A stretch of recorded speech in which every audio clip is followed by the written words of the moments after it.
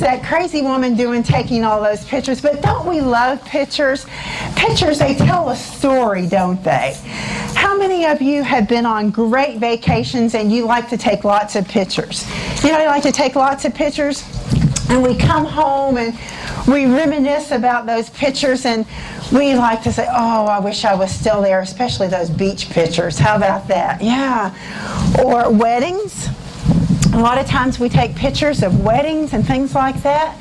And so we like to remember where we were, who we were with, the types of things that we were doing that made that point in time so special.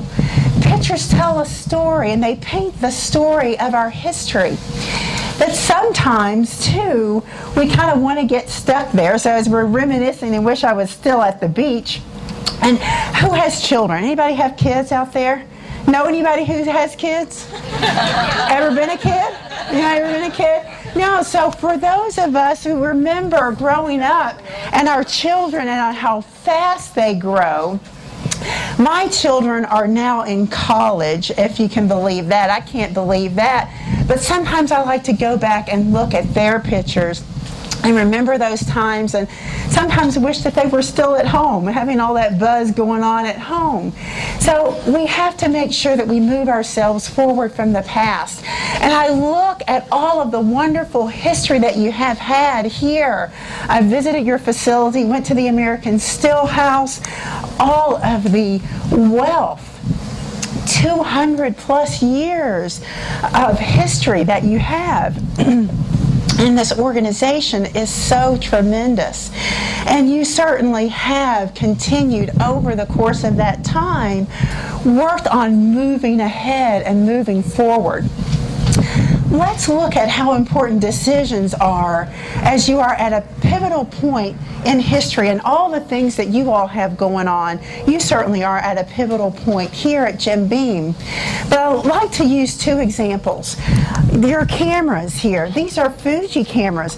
Who remembers Kodak? Everybody remember everything we used to have, and it just like tissues. You know, cameras and taking pictures and Kodak were almost just synonymous to each other. And what they were doing, and most recently we see that they've had so many challenges with their business that they were not able to move from the past. They were stuck in their old history. They didn't have a vision, couldn't see a vision for what the possibilities were, for what the future could be. So they let inertia set in.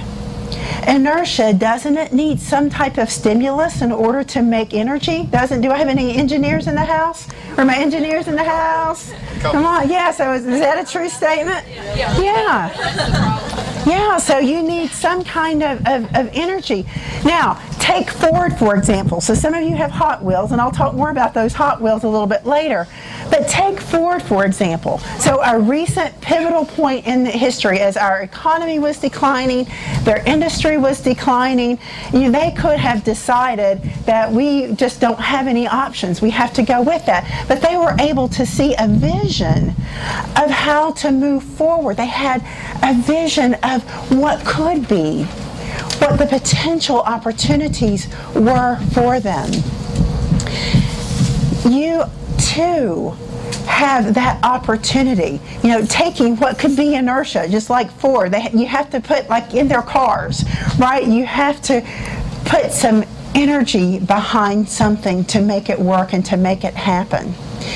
With all of the great products that you have in development, your new markets, your manufacturing plants being consolidated, some movement there.